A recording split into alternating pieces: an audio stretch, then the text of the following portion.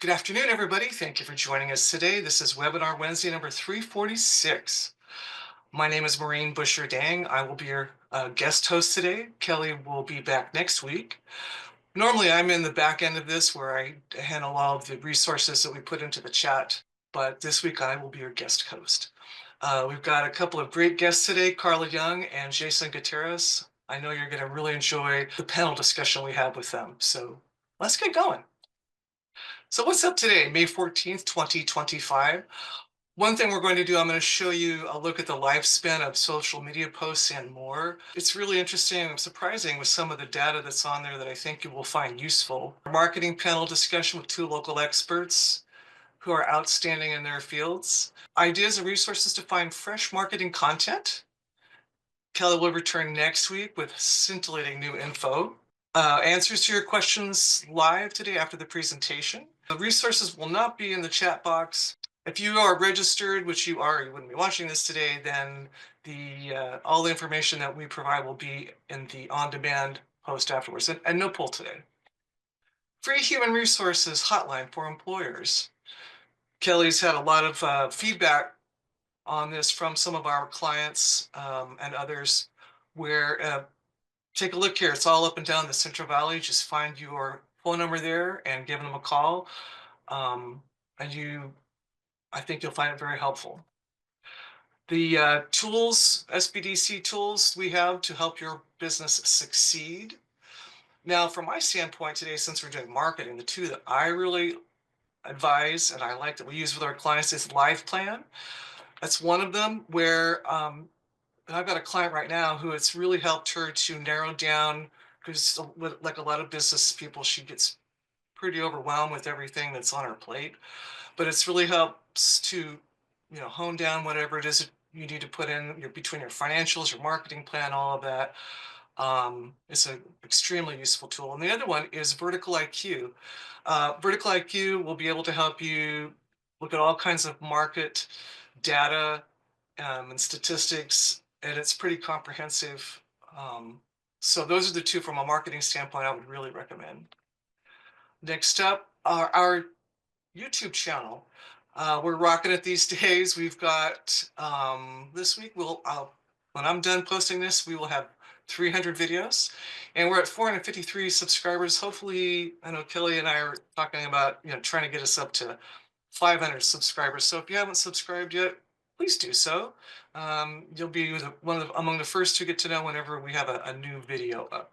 Coming up next week and the following week, on Webinar Wednesday, we will have on the 21st Opportunity Zones, and on May 28th, the Kern County Economic and Small Business Programs. That one's going to be an interesting one to watch, let me tell you. Feel free to contact the SBDC if you are getting ready to either start, grow, or expand, or transition your business. We can help. It's a confidential, no cost, no obligation service that we provide. It's our tax dollars at work. We have expert consultants, and we work on a team basis when we're helping our clients. Go to our website at csubsbdc.com and hit get started, and you can sign up, and we will suit you up with one of our consultants, and you can move on from there. All right, so now let's get down to today's guests, our special guests. First, I'd like to introduce and welcome Carla Young. She is a Kern County native. She earned her bachelor's degree in computer animation from California State University, Northridge, and obtained her Master of Public Administration degree from CSU Bakersfield. She is the Public Affairs and Communications Specialist for the College of Business and Public Administration. Ms. Young has dedicated over 20 years to the field of education and is also a skilled graphic designer. Carla produces visual representations of the BPA events by generating content and imagery, as well as overseeing all social media platforms to ensure brand consistency across all visual media. She plays a pivotal role in facilitating community engagement among faculty and manages the websites for various departments across the campus. Carla is recognized as a faculty and staff initiative champion. She serves as the co-chair of the Black Faculty and Staff Association and acts as chair of the Black History Month Committee. She serves as a brand ambassador at CSU Bakersfield, and she also serves as a theater actor and voiceover artist whose voice can be heard in audiobooks. And Carla, I'm really looking forward to hearing you and seeing you at some point here in the near future. She's a committed member of the Delta Sigma Theta sorority in Bakersfield. And in her leisure time, as if Carla, you have much of it, she enjoys spending quality moments with her family and her dog, Caden, visiting art galleries, exhibits, and engaging in community service. Next up for our guest today is Jason Gutierrez. Jason has more than 20 years of experience in journalism, marketing, and small businesses and nonprofits, website design and development to corporate PR and government relations. He works with clients through his business Enigma to assess, assist, and implement tools needed to make a client's business or organization stand out across multimedia marketing outlets. Jason has clients in Houston, Bakersfield, and New Orleans. A graduate of California State University, Bakersfield, Jason has a BA in communications. His career spans being a reporter and editor for the Bakersfield Californian, a public affairs representative for Kaiser Permanente, and a marketing director for the Bakersfield Museum of Art. 11 years ago, Jason started to work as a digital marketing entrepreneur, utilizing journalism skills and ethics for content creation across social media and traditional marketing platforms. He specializes in creative content development, graphic design, video production, and social media management. He's also served on multiple community nonprofit boards assisting with branding, marketing, and fundraising campaigns. A California native, Jason now calls Houston, Texas home and says working in multiple states provides an opportunity to continue his passion for multimedia marketing that allows him to thrive. And thrive he does. Jason, Carla, welcome. Come on in here and let's get going with our panel discussion today. So I want to start right now with success stories. So how and where do we find them? And how and where do we use them? Carla, would you like to start? Maureen, I just want to thank you first and foremost for having us here today to talk about things that we are very passionate about. You and Kelly do amazing work in regards to Webinar Wednesdays and just everything you do for the community of Bakersfield. So thank you for all that you guys do. But in regards to success stories, I'm in a really great, unique opportunity at the college to actually have hands-on experience with all of our students, especially in the College of Business and Public Administration. We have an excellent marketing and communications department here on campus as well that I work hand in hand with. Shout out to James, Shelby, Joseph, Chris, Arthur, everybody over there. You guys do amazing work. But we're all very passionate about getting the human experience in our students. It's great to find stories about merit and high GPAs, but we really want to find the students that have a triumphant story to share. What are the obstacles? What are the challenges that you had to get over to even get into college? Are you first generation? If not, if you're a returning student, what did you have to go through and how has CSUB helped your career path and things of that nature? So we always try to find those stories that really touch the human element, because we want these to be inspirational stories too as well. We want them to be able to have reach in regards to students that are thinking about going to college, may have reservations about it, but they see themselves in these stories. So that's what we try to find. We have excellent faculty within the College of Business and Public Administration. I'll say BPA for short from here on out, that are very involved and passionate about student success. So it's very easy for me to reach out to many of our faculty members to recommend students that we can interview and showcase. I also have relations with students as well too that I can reach out to find those stories that we're looking for. And then between myself, between our faculty, between our dean, we have an amazing dean in BPA, Dr. Debbie Kors, and she is all about student success, and she's all about making sure that we're showcasing all of their greatness. And so we reach out to our dean, our assistant dean, Dr. Lori Paris. We just have a wealth of faculty and staff that are all about that. And so it's very easy for us to gather stories and showcase our students, whether it's through social media, whether it's through campus news. That's pretty much how we generate that and produce that. For small business and nonprofits, a success story is really the work that you're doing, the accomplishment, the small hill that you don't even notice that you're standing on, that's a success. And so like what I tell my clients is, what is the work that we accomplished this week? What part of that was difficult? And what part of it did you feel that you overcame? And that's where you kind of start pooling. And I'm going to use success story and content interchangeably here, because the content of your success story is going to come out in videos, social media posts. It's going to come out in blogs. It's going to come out in reviews in hopes that people review you for the success of the work that you did. It's being able to dissect what you do on a daily basis.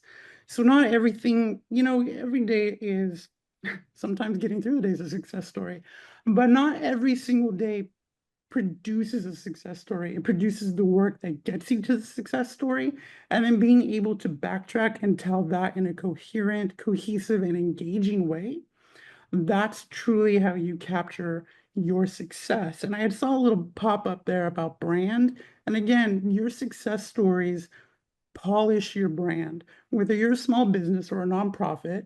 If you're health and human services, arts and entertainment, financial, healthcare, you're going to continuously build upon that industry, and then your brand crafts the individuality, and crafting that individuality in the social media or web space is a success story and how you tell it. It's the voice in which you tell it. It's the passion that you give that story. That's how you craft a very good success story. And it's a process. It's not easy. It's not easy to dissect the work that you do and to really toot your own horn, so to speak. Can I add one more thing to that? Sure. Dive in. And whatever success stories that you gather, they have longevity. You can always use bits and pieces from those stories to gather testimonials for your marketing and for your branding, however you display it through whatever mediums you use. You can always use those quotes to help enhance your marketing capabilities. And so just keep that in mind. It's not just about the story in itself and that's it. You can always use it for other means as well. Carla brings up a good point there. I think as we go down the list of what we're going to speak about, we're going to show you exactly what she's talking about, how your success story or your video or et cetera, as we go down the list, can play multiple roles in your marketing, in your brand development, and in your strategic plan of growing. And we've talked a lot too, where, some of that is repurposing, right? You find your story and then you repurpose it. The other thing you can incorporate into success stories or recommendations, right, that we get with the Google reviews. Sometimes, you may have someone who has, come in and told you something, right, and you want to try to get that right away. You can go back in and take a look at, past history on some of the people that you've helped, that kind of stuff, and turn it into a story, right? And then you repurpose it. Yeah, absolutely. Like when you mentioned the Google review, a 4 or 5 star Google review, that's a great success story in itself. And then we're going to teach you or tell you tools in which you can craft a design for it and make it look pretty. And you can put that up on your website, put that up in your social medias, put that into your newsletters, and tell your own success story through the lens of somebody else's Google review or Facebook review or Yelp review.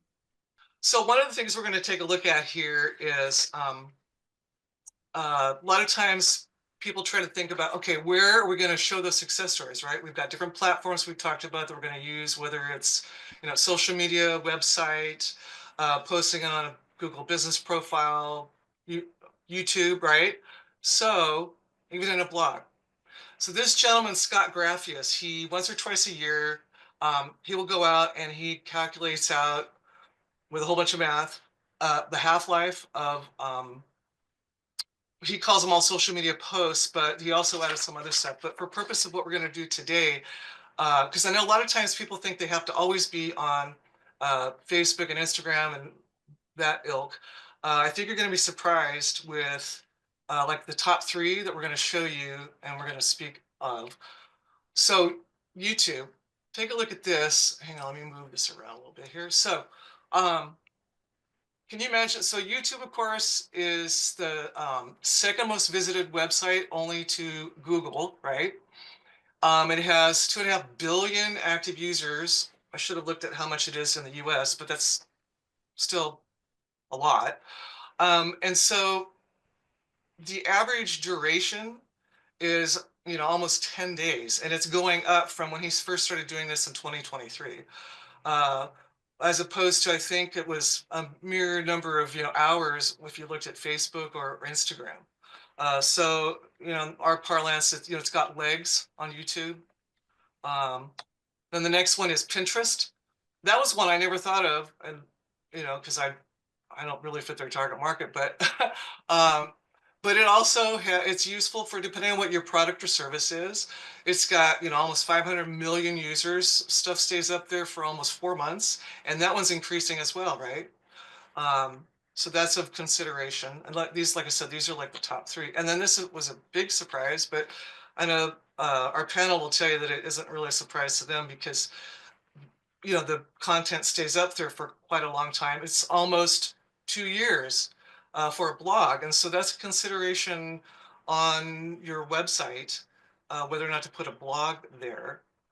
Dive in here on some thoughts with respect to what we're looking at here, the different platforms we're talking about, in particular like YouTube and the blogs and so forth, people wanting to use it for marketing purposes in terms of if they're trying to decide where their energy goes and where it's going to pay off the most. YouTube is a must. There's multiple reasons. I think today a lot of people look at YouTube as that's an influencer platform. That's for a younger, assuming like 20s and even younger, to go on and do unboxings, to do video game reviews, any kind of review to get to monetize it, to make money. But how a small business or a nonprofit can use YouTube is essentially creating your own news channel. And what I mean by creating your own news channel is you're telling the stories. This is your success stories. This is talking about programs that you provide the community, opportunities in which, if you're a small business, that you can bring people into your design center or your showroom or into your office space, give them tours, do quick fun interviews with staff, highlight a program, highlight a person. And so what you want to do is capture all of this content on YouTube, embed it into YouTube so that you can take that YouTube link and embed it into your website, embed it into your e-newsletter if you're on that level of email marketing. You can embed the YouTube onto your social channels. You can embed YouTube just across, sharing information with staff. Like, here's a great tutorial link. Boom, here's the YouTube link. So YouTube really does have the longevity because it lasts. Those videos stay up there unless you take them down. Same with blogs. Blogs have a longevity because of search engine optimization. When you create a blog and you put it into your website, it is becoming part of the website's DNA. The search engines, whichever you use or whichever you're familiar with, crawl through the internet, read those keywords, match them to your website's keywords, boom, they're connected, they're married, and literally for life until you take it down. Another thing too is if you have a comment section open into the blog, so you have your blog, and at the bottom you can leave it open for comments from people. If you monitor it, you should monitor it. If you don't, that's another problem. But that open line of communication allows for the blog to continuously be read through the Google crawlers or through the website search engine crawlers as live, active, relevant content. It's also giving the blog life, but it's also giving your website life too. And so that's why blogs can play a big part. Very similar situation with Pinterest. Pinterest, I work with some remodeling companies across the country, and they have had clients come in and say, hey, we saw this post of this kitchen remodel, threw it into a Pinterest board, and then we started coming up with, well, we want to do a remodel too at home, but we like this color. So then we like these towels, and we like this tile, and how does it all match? So they're bringing in their Pinterest boards to the remodeling company, and the remodeling company is like, well, this is what we can do, or this is what we offer. So that's kind of another way to flip the table there and create, if not, I mean, you're not all remodelers, but if you are a business that offers a service such as that, you can create your own Pinterest boards and therefore provide examples of choices and potential for your business. Yeah, I'd say that all of that is just great virtual advertisement for your influence in all regards. So definitely be in the mindset of utilizing those tools. Okay, so moving on with tools, this is one that I think sometimes, at least in my work, that gets underutilized is the people who don't claim their Google business profile. So I know, Jason, we had talked about that. You want to take that one? The reason why this is so important, and I almost started to laugh because it's not funny, but I had a client one time tell me, hey, I don't have a Google business listing. What do I do? So we started from square one, creating the Gmail account. Always, even if you're not using a Gmail account for business, have a business name marketing@gmail.com so that you can operate your Google business profile, your Google local service ads, your global Google ads, and then you'll need it for some other things too. YouTube's a good one, but make sure that you have that Gmail account so that you can create your Google business profile. Go in and claim your business, the name as operating, as well as the address that it operates at. If it doesn't operate, like say you're a interior designer or something that's more mobile, you can do a service area business profile. And that's another thing that people don't really know about. They think, oh, well, I'm a mobile unit or I don't have a physical address. You can still have a Google business listing.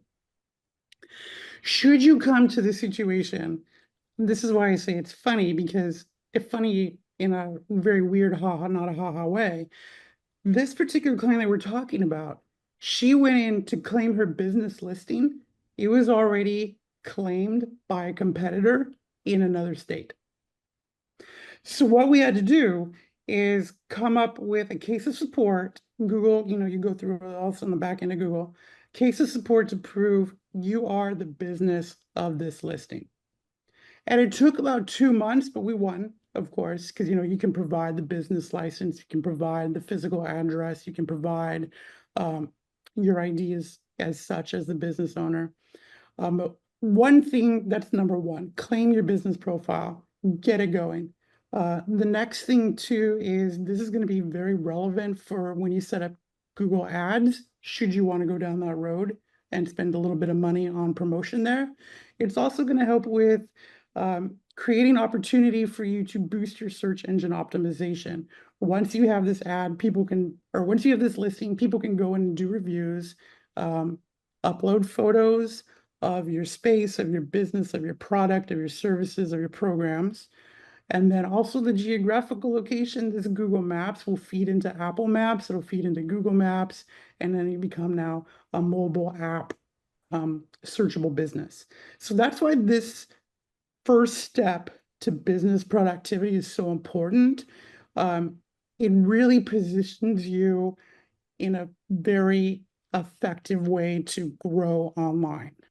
And not to mention, it's free, correct? It is free until you get to the ad point. That's Mhm. when you start paying, and you can choose your budget too, and so on. But all of this setup is free, and that's why they are so accommodating. If you do come into a situation to where like, hey, my business listing is already claimed, or another situation too, if you buy a business, you might have to have that ownership change. And so you want to make sure that's one of the top of mind things too, is if I'm buying Maureen's business and Maureen's like, well, I'm keeping my business listing. Well, that doesn't work that way. So you want to make sure that you have your bases covered for being searchable and being accessible on the internet. Jason, would you also say that even if a business only has an online presence and not a physical shop, that they should still have a Google business profile? Absolutely. You should have the Google business profile. Even if you are a mobile, like if you're a handyman service, interior designer, like I said, me personally, because I work in California and Louisiana and Texas, I'm considered mobile. So I do have a business listing, and again, it's a service area. So you're not going to necessarily have the brick and mortar, but you're going to have the listing of your services, your contact, your email, your website. All of that information will be in there. It just won't be the physical address. And once you set up your Google business profile, you can go in and you can choose that you are service area location versus a brick and mortar. Yeah, and we'll just take it one step further as well. Once people get that set up, then like I like to try to have my clients where they will post, and we do it with the SBDC too, once a week. You can go in there and you can put an event, uh, a sale, update, something like that. And I always have a graphic to go with it, right?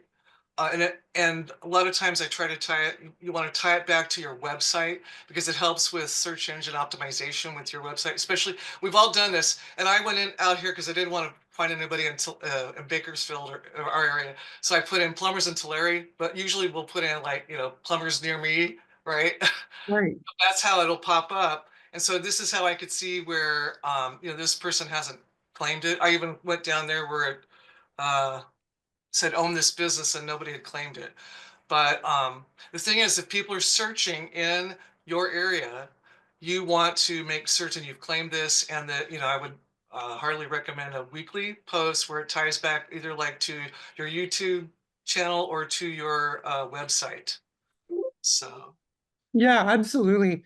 Um, and again, to go back and just kind of talk a little bit about the being a mobile unit or being a non-brick and mortar business.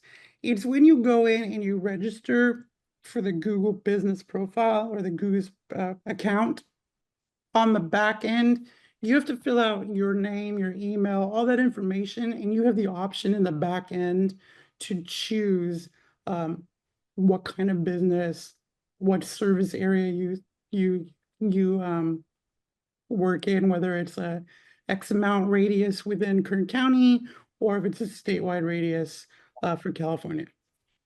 all right, so let's go on. We were talking about trying to find content, right? And so one of the ways, this is for Google reviews, where if you want to try to get Google reviews, a lot of times people don't do that. They don't ask for it. Or they'll just take whatever they have on that. Sometimes you just have to ask for it. So this is a way where you can go on. Jason, you want to go ahead and hit this, please, as far as how people can find how they can this code and whatnot? Yeah, so Google, which is crazy because the Google review, once you get to a certain amount, it's levels of success within Google. So once you get, I want to say 15 to 20 is when those Google reviews start pushing you up higher in the search engine optimization. And it's basically free. You get 20 Google reviews, you get pushed up. But when you're asking for a Google review, first thing your client or your customer may ask, how do I do it? And there is going to be a link in your profile that you can email them or text them. They will need a Google account in order to leave a Google review. So that's number one. And that's where we kind of get some disconnect. So always make sure when you have that conversation, when you're asking for the Google review, remind them that they need a Google account in order to leave a Google review. Should they not have one, that's when you can say, okay, well, are you on Facebook? Are you on Yelp? Depending on your service, I'm sure there's other specific industry apps. And that's when you start going down that road. What's super cool, in my opinion, because I'm kind of a nerd, there's a lot of app programs now that you can subscribe to, and they'll send you like a square. I don't have anything close, but it's a square, and you can put it on your counter. It has an adhesive back, and you program it, you code it to this square, and you can put it on your countertop and at your business location, or if you're mobile, you can have it with you, and they can tap it or QR code it and leave a review right there for you. It's a really good proactive measure to make sure that you get that Google review. Again, like one of my remodeling companies, she is just neurotic about getting these reviews. And so she invested in this type of technology, this little app square, and she's taking it with her everywhere. Every time we did a walkthrough, could you please And it's really cool and it's easy and convenient. And again, you're right there with them. So if they have trouble signing into their Google account or whatnot, you can help them. Why is Google reviews important? Once, once you get established into the marketplace of your industry, that's really your own way of being a proactive champion for yourself to ensure that people leave you a positive Google review. But with that comes a lot of responsibility. You have to make sure that you go into the Google review and respond and thank them. Or if you're a service and you provided something tangible, upload that photo or that video to the Google review so that when people are searching for you, they can see the actual proof of that 5-star review. So it's another social media platform, so to speak, to juggle, but it's worth it in that it does give you search engine optimization, it does give your business legitimacy, and it does turn into content that you could, screenshot it, design something nice, and post that on your website and for your social media channels. Can I just add one thing to that, Maureen? Yes. This is where my public relations hat is coming in.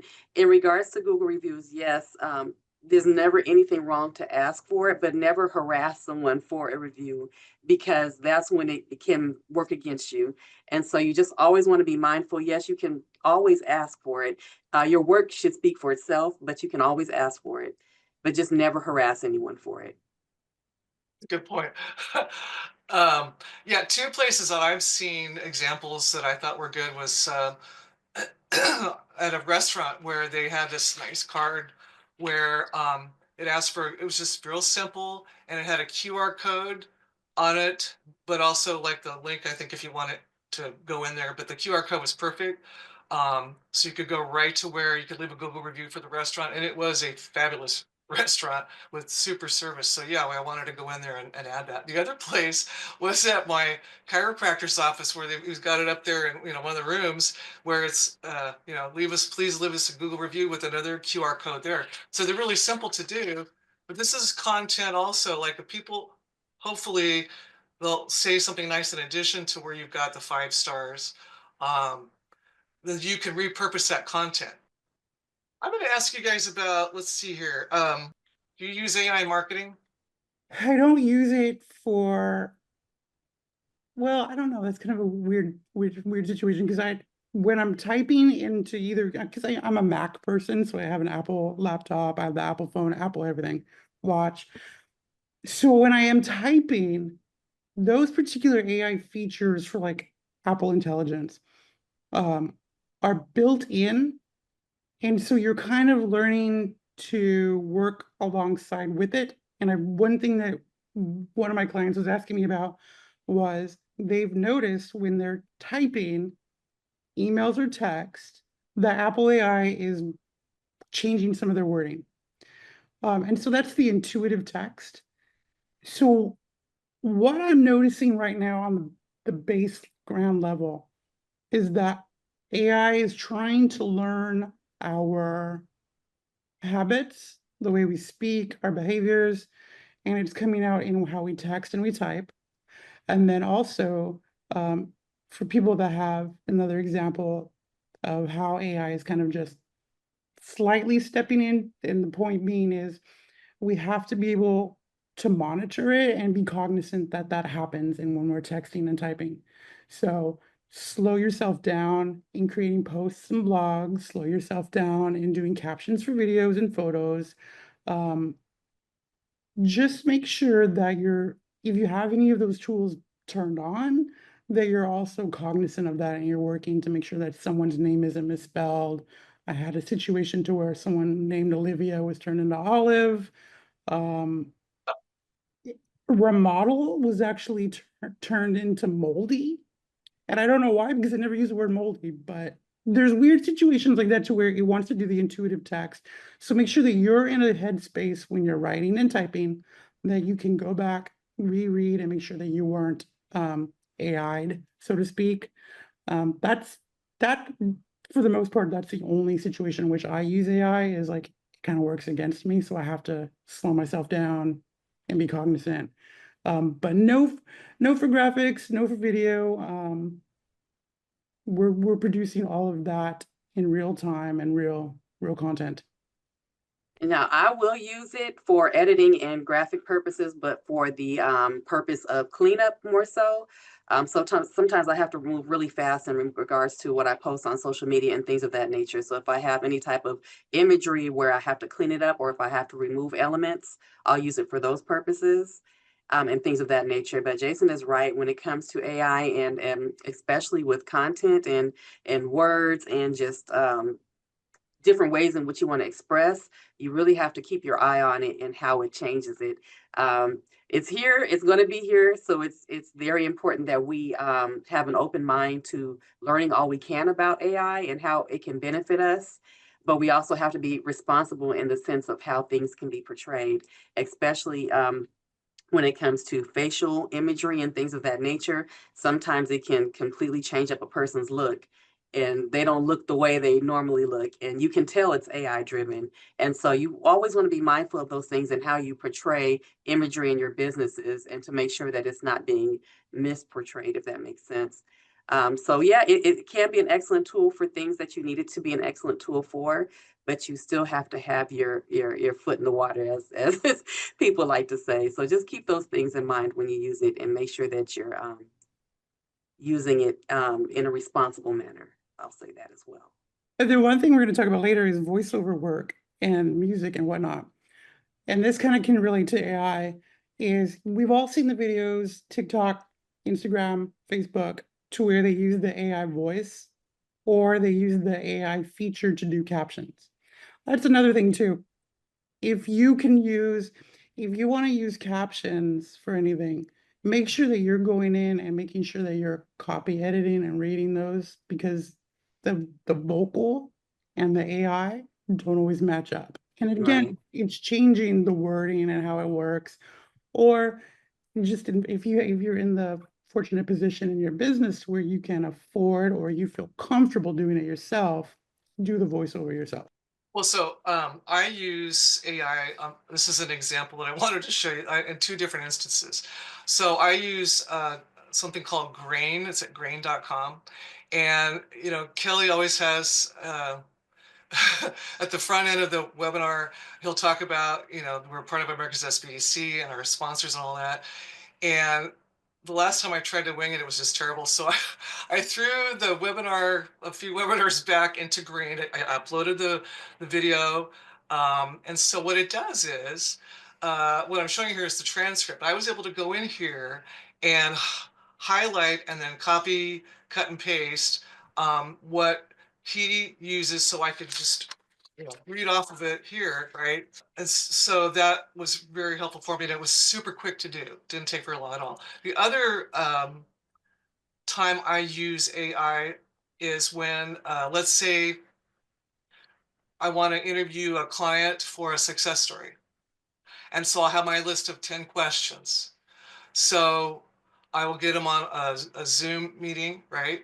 And then I give them the questions ahead of time so that they're familiar with it. I just did this Monday. And so we go through all of that. And then what Green will upload it from my Zoom. I'll do it from my Zoom, and then it'll tell me when it's ready. And so if you can see on the left-hand side here, it'll have a summary and chapters and then the transcript. Now, for purposes of when I'm doing a success story, what I want is that I'll take their answers to each of those questions, and they answer them, of course, in first person. So then when I'm working, because I can use their stuff multiple ways. One of them is where if I'm writing up the success story, I'll just change it. I could take snippets, I can take quotes, change it to first person. I have them usually give me photos from their business that I can put together with it. And so that's one way that I use AI.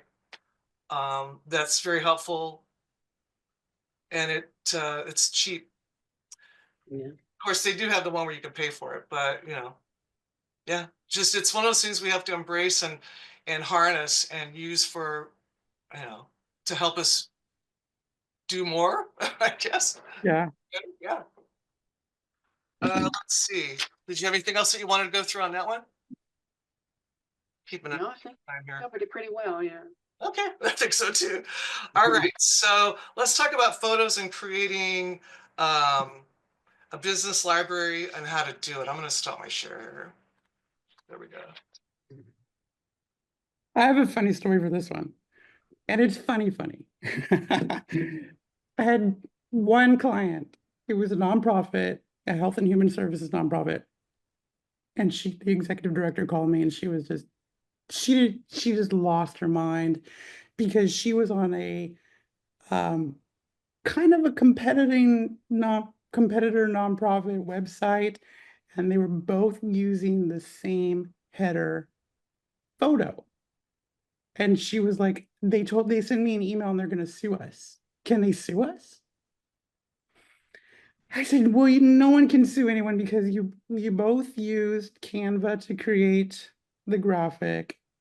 It is different in nature, same background photo. And you import it into your Squarespace website. Nobody really owns that graphic. It's an open source graphic. You both used it. You both are subscribing to both programs. It's a wash. So what you should do is subscribe to something like a Shutterstock, iStock, Shutterstock, and Vato. Those are some of the bigger name ones. Adobe does have their own. It's a little more expensive. They have their own photo library in which you can pay for the rights to use photos, and then it comes along with stipulations on how you own those rights and how they can be used.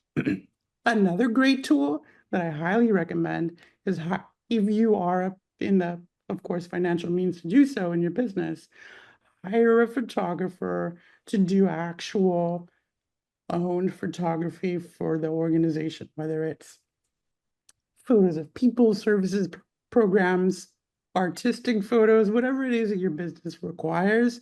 Just pay for the photography so that you have the rights and you don't come into the situation to where a competitor or a frenemy business or nonprofit organization has the same imagery as you.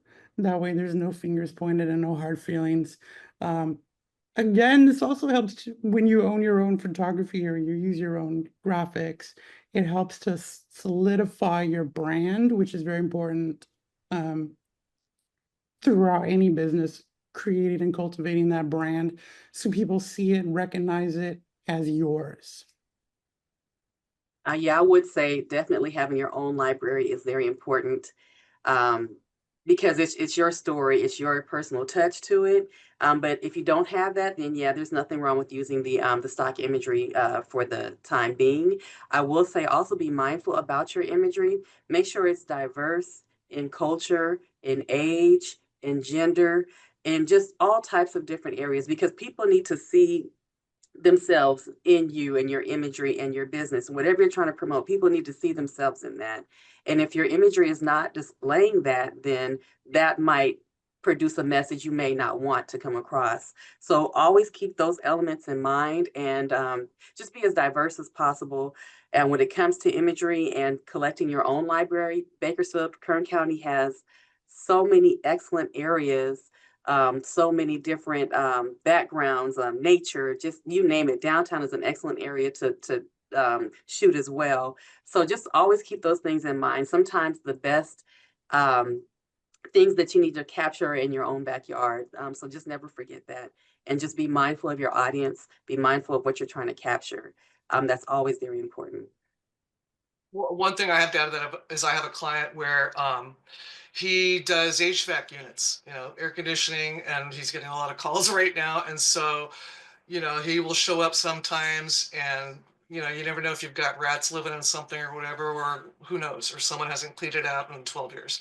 So that's an example where he provides a service, right? So he can take photos of that and use that for like something for his Google business profile, put that out there, Facebook and website and Instagram. So there's four platforms right there with the one photo that he can describe as this is what I saw, and in fact, for that matter, he could take a still photo and a video, right? To show what's going on out there. It's hot outside. you know, you need to be doing and give tips and all that kind of stuff, right? But so he's building a library now of stuff as he goes out on different jobs of what he's finding, along with then working that into his content to put out on all the different platforms. So, let's hit one more thing. I want to have you started on, Carla, and then we're going to answer some questions here, which has to do with where does sound fit into marketing, please? So sound can be for you or against you, depending on how you use it. So there's never anything wrong with using like bits of sound, whether it's instrumental or it's more upbeat. It really depends on your audience and your marketing and who you're trying to capture. I know for us, we have a lot of college students, so sometimes we have to be a little bit more upbeat to make sure that we keep their attention span with whatever we're trying to put out marketing wise. And so we don't use it all the time, but just like when we're trying to create reels or some type of video for social media, sometimes the sound really goes well with the story that we're trying to tell. And so in that regard, we'll use it. But just more so to keep the attention and to keep the upbeatness of whatever we're trying to advertise is when we'll use that. One thing to be cognizant too of when you're on your platforms, your social media platforms, if you're registered as a business or if you're a personal account that's kind of like a freelance, I'm freelance, or like interior design and you haven't crossed over to the business account, you're still doing it on a personal account. There's different ways in which you can use audio and different ways in which you cannot. So if you're a business account, when you go and you make a reel and you make it inside of Instagram or you make it in Facebook, your access to certain sounds, whether it be music or trending audio, will be limited because as a business, you have the opportunity or the availability to sponsor a post or boost it as an ad. You would technically be seen as making money or making potential revenue off of that sound or that trending audio. And so that's why it's limited to a business account. If you're a freelancer and you're doing like, interior design, marketing, handyman service, to give some examples, you can use most vocals, and for one reason, Lady Gaga popped in my head because the song was in my head today. But you could use Lady Gaga's audio because you're not seen as a business, you're seen as a personal individual. Or you can use trending audio, like different sounds from media or memes or something like that. You can use those as an individual personal account, not a business. So I had to explain that to one person why they couldn't have a certain hot track playing in the background of their video reel. And they explained it to them and they're like, that's ridiculous, but that's just legal stuff. Okay, let's dive in here and look at some questions. Okay, our first one. I may have missed it if discussed, but a lot of domain platforms advertise automated daily content posting and advertising. Are those reliable? GoDaddy, for example. It depends. So the way those programs work is it's going to pull first any type of text, language, description that you have in your website and any photos. And should those things, and this is where like alt text on the back of a photo in the website, if anyone understands what I'm talking about, you can put keywords into a photo that match keywords in your text on a website. So it'll cross-reference those two things and create a post. If you feel comfortable with that, okay. My advice would be not to do that and to write your own text and use your own and pair it with your own photo or video. This way you're making sure that one, the message is on brand, two, it's the actual message that you want out there, and three, you're able to edit it and control it in real time. That would be my advice. Just kind of weigh the pros and cons of control versus no control, messaging versus hoping for the best in messaging from a website automator. Totally up to you, but I would say control it yourself. I agree Yeah. wholeheartedly. Right. Okay, what are your thoughts on using flyers as a marketing tool? Absolutely. Oh, I was gonna say absolutely. I'm still very traditional and old school in that sense. And so I know that people have varying ways on how they visually learn, audio learn, and things of that nature. And that's when I mentioned too about being very mindful of age differences as well. Some people still prefer paper in hand. They would like to read it and have it be there. Some people don't want to deal with all the technology. And so that's just another option to get your branding out there, and I think there's nothing wrong with it. As long as you have the means to have them printed out and you're willing to make the distribution or have somebody help you distribute, however you get it out. Good old postings on Windows still work. All those traditional methods are still great tools. They are great. And then like Carla just said, if you have the means for the physical flyer and you're not just doing a digital flyer, um, local places, local businesses love to help local businesses. So coffee shops, um, I can think of a couple downtown that would still put up flyers. Right. So definitely, yeah, if you can do it, do it. There's great programs. We had talked about Canva before. It is the most, I think, effective visual, obtainably financial, because you don't have to pay for the pro, you can have the free program to create flyers and graphics for your website, graphics for your social, graphics for your newsletters. Yeah, definitely. I have clients that still create flyers as means for in their office space. Take a flyer, take a brochure. Um, it's huge. It's a huge, and it goes. The reach is pretty wide. Um, Again, too, once you've produced a flyer, if you want to do it in like a direct mail piece, you can just reformat it. If it ends up being a magazine or newspaper ad, you can do that too. It's multiple. I mean, graphic design has no real bounds. So Right. you can do whatever you want, and tailor it to that specific medium. Okay, I'm not quite sure what this question is. Maybe you guys do. Um, I keep getting calls telling me that my business voice activation is not set up. Is this a thing or a scam? Um, you would need to know, we would kind of need to know specifically where and what the company or service that's calling you and telling you this. I would say more than likely it's a scam. There's a lot of that. There's a lot of like the home warranty, the auto warranty. It falls into that category. Again, too, one thing, let me tell you, one thing that this kind of brings up a good point. There is, there are multiple URL scams, and they'll come physical mail, and it'll tell you your domain for, let's just say, your domain for thinkenigma.com, which is my website. Your domain for thinkenigma.com is up for renewal or past due or anything along those lines. Please pay X amount of, $2,000, $2,500 by check or online at this, blah, blah, blah. Those are scams too. There's a lot of that for small businesses because once you get your business license and you get going through the process of setting yourself up, that your name is out there because you have to publish like in the paper or something, you have to publish in order to show that you are an actual credible business.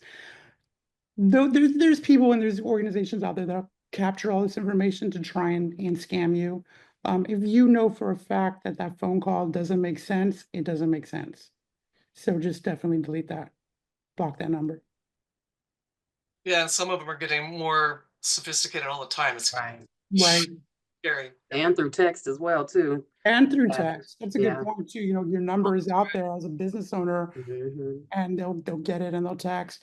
A lot of times, I get a lot of weird ones for marketing and their voicemails and it's like, hey, Jason, it's Laura and you didn't call me back and we had exchanged information online, but you didn't respond. Please call me back. I'm like, I don't know you, girl. Right. But there's a lot of that to where they want to engage you so that they can try and get any kind of information out of you. Just be smart about that, on what you give out and who you call back. Okay, do you have any final recommendations? Give me one, each of you, for our folks who are still here with us today and who joined us. Marketing. Yeah, I mean, when it comes to marketing, it can be overwhelming if you look at it as a whole. But again, like we were telling you, if you tear it apart and you want to, let's pick on YouTube.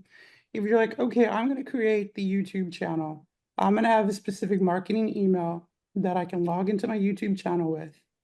And from there, that email you can use in order to create your Google profile, your Google business listing.